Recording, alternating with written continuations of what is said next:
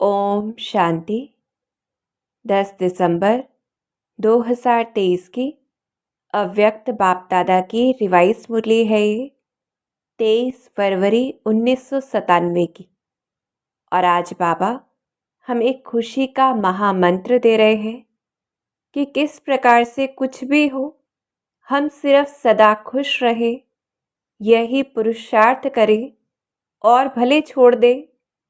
इस एक पुरुषार्थ से ही सब पुरुषार्थ सार्थक हो जाएंगे। तो कैसे करना है?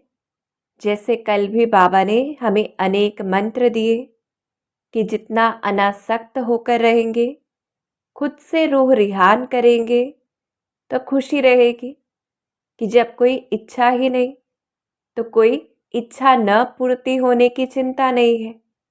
और जितना खुद से अच्छी बातें करेंगे, शुभ चिंतन करेंगे, तो खुश रहेंगे। तो ऐसे ही बाबा आज हमें अनेक युक्तियां देते।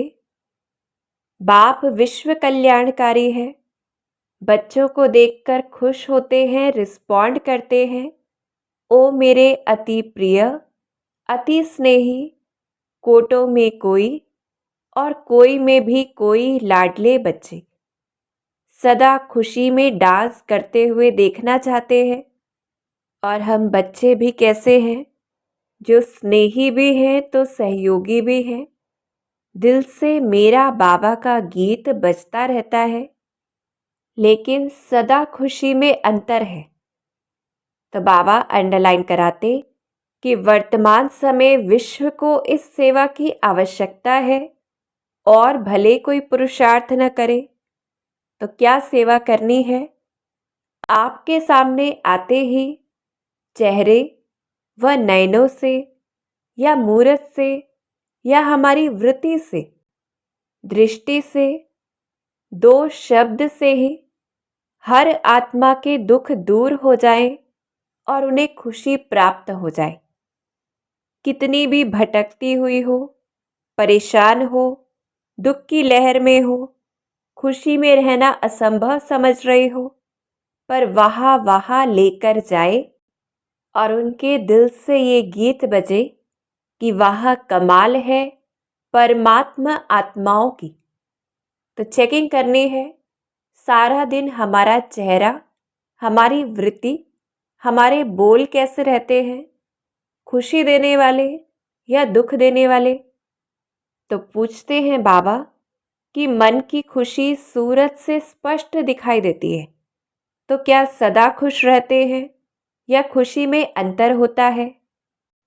तो खुशी में अंतर क्यों है, हमें कारण को जानना है और निवारण करना है। सबसे पहले चेक करना है क्या हमारी खुशी अल्पकाल के साधनों के आधार पर है। क्योंकि साधनों के आधार पर है तो वो परेशानी का कारण जरूर बनेगी जिस समय वो साधन नहीं होंगे। फिर दूसरी बात, हमारी अपनी कमजोरी संकल्पों की, तो भिन्न भिन्न माया के रूप वो ले लेती। फिर हम युद्ध करते हैं तो बुद्धि और मन थक जाता है, माया प्रबल दिखती है, अर्थात वो परिस्थिति बड़ी दिखती है, हमारी स्थिति छोटी हो जाती है संकल्प कमजोर होने के कारण। तो चेक करना है हमारे संकल्प क्या चल रहे हैं सारा दिन, सशक्त या फिर कमजोर। फिर तीसरी चीज, माया का अलबेलापन आ जाता है, चाहे योग में, धारणा में, सेवा में या किसी भी चीज में, संबंध संपर्क में। ये सोचते हैं कि ये तो चलता ही है, ये तो होता ही है। तो जब हमारा लक्ष्य परफेक्शन, एक्यूरेसी ना होकर कोई चीज को चलाने का होता है, तो तब हम संपूर्ण नहीं होते और वो कहीं ना कहीं खुशी को गुम कर देता है। फिर चौथी चीज, जितना मैंपन आता है कि मेरा कार्य है, मुझे ही करना पड़ेगा, ऐसे संकल्पों से नाजुकपन आता है और बोझ का अनुभव होता है। अपने ऊपर सेवा का बोझ उठा लेते, इसी कारण सेवा से पहले भी बोझ, सेवा करते हुए बोझ या फिर सेवा करने के बाद भी अगर हल्की सी भी थकावट आती है तो वो भी खुशी गुम कर देती है। तो सॉल्यूशंस क्या है, निवारण हमें देखना है। सबसे पहला ज्ञान और सेवा है। जितना खुशी की खुराक अर्थात खुशी रूपी मक्खन ज्ञान का खाते रहेंगे तो तंदुरुस्त रहेंगे और सदा खुशी के अखुट खजानों से संपन्न रहेंगे। फिर जितना इन खजानों को हम दूसरों को देंगे तो जितना खर्चेंगे उतना बढ़ते जाएंगे। फिर ज्ञान के आधार से ही माया के अलग अलग बहुरूप को पहचानना है, नॉलेज अच्छी तरह से धारण करनी है और फिर खुद भी बहुरूपी बन माया को दूर से परखने की शक्ति चाहिए। तो जितना ज्ञान बुद्धि में होगा, मनन चिंतन करेंगे कि किस प्रकार से माया आ सकती है तो हम उसे परख सकेंगे। तो पहला सॉल्यूशन ज्ञान है और उसे सेवा में लगाना है। फिर दूसरा सॉल्यूशन योग है। सदा काल की सच्ची साधना के आधार पर हम सदा खुशनुमा रहेंगे, चेहरे से मूरत से सदा खुश खुश नसीब, और हम ऐसे स्वरूप में सारे विश्व का सहारा बन जाते हैं। तो कैसे योग लगाना है? साथी के स्वरूप से बाबा को सदा साथ रखना है तो साक्षीपन आता जाएगा। सदा याद रहे कि बाप दादा साथ है, अनुभव हो और उस साथ को समय पर यूज करें, उस साथ को निभाएं कि अगर कोई परिस्थिति आई, कोई मनुष्य सामने आया, बाबा को भूल गए और उस परिस्थिति में ही अटक गए तो बाबा भी साक्षी हो जाता है, साथी नहीं रहता है।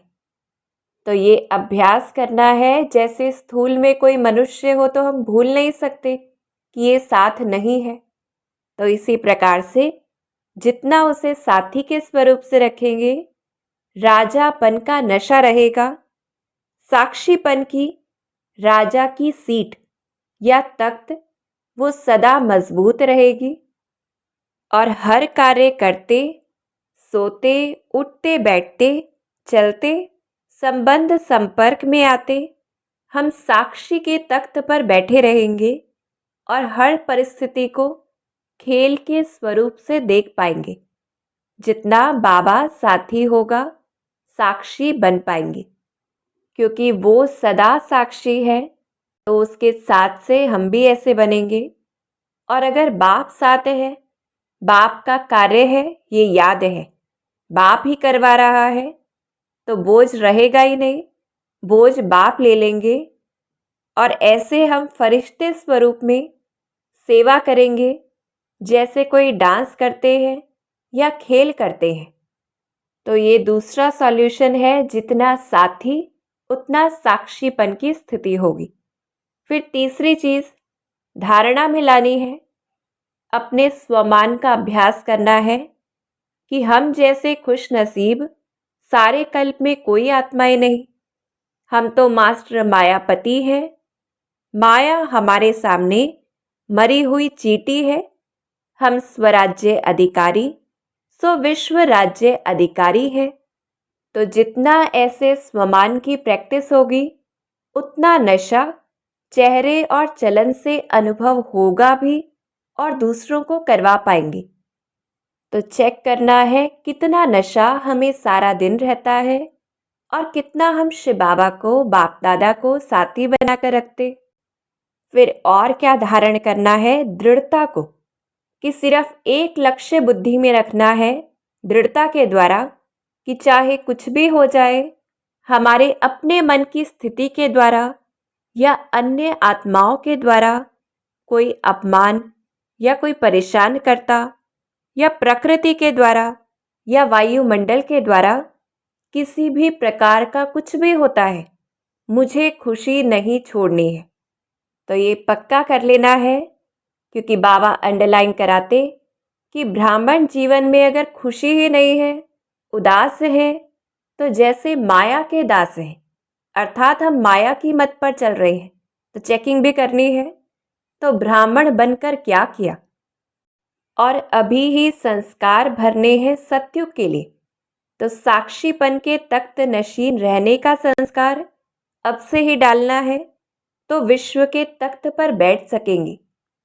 और इस समय खुले भंडार है, जितनी शक्ति चाहिए जैसी चाहिए उतनी जमा कर सकते हैं, वरना विनाश या परिवर्तन तो अचानक होना है। तो चारों ही सब्जेक्ट में अलर्ट बनना है, क्योंकि पेपर के समय बाप दादा साथ या शक्ति नहीं देंगे, तो अटेंशन देना है। उस समय बाबा भी साक्षी हो जाएगा, इस समय वो साथी विशेष रूप से है।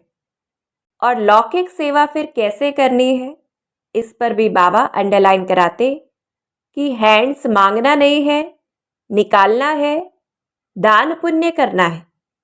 अलौकिक कार्य के निमित्त बनने के लिए लौकिक कार्य को निमित्त समझ करना है, अलौकिकपन के साथ करना है, ट्रस्टी होकर करना है कि हम तो इंस्ट्रूमेंट हैं, लौकिक कार्य भी शिव बाबा का है, बाबा ही करवा रहा है, और उस पावर के आधार से ही हम चल रहे हैं।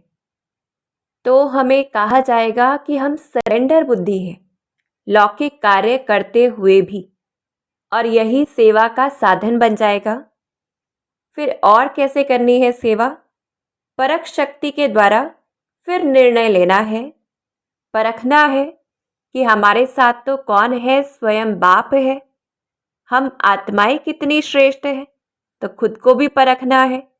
समय कितना श्रेष्ठ है, कितना श्रेष्ठ ब्राह्मण परिवार मिला है, और हमारा कर्तव्य कितना श्रेष्ठ है। तो ऐसे श्रेष्ठता को परखते फिर निर्णय लेना है, तो हर कार्य में, हर सेवा में सफलता मूर्त बन जाएंगे। और अगर कोई परिस्थिति आती है, तो जितना ज्ञान की लाइट बुद्धि में होगी, योग की माइट अर्थात शक्ति होगी, तो किसी भी परिस्थिति को सेकंड में हम पार कर लेंगे। और इसके लिए विशेष बाबा ने अभ्यास करवाया, 1 सेकंड में फुल स्टॉप लगाने का, 1 सेकंड में बाप समान स्थिति अशरीरी धारण करने का। तो ये अभ्यास हमें सारे दिन में बार बार करना है, तो हर परिस्थिति को हम सेकंड में पार कर लेंगे। तो कुछ भी हो, खुशी ना जाए, इसके लिए युक्तियां रचनी है, दृढ़ता को धारण करना है। ज्ञान, योग, धारणा और सेवा चारों सब्जेक्ट्स पर अटेंशन देते अशरीरी स्थिति और फुल स्टॉप का अभ्यास करना है। अच्छा, ओम शांति।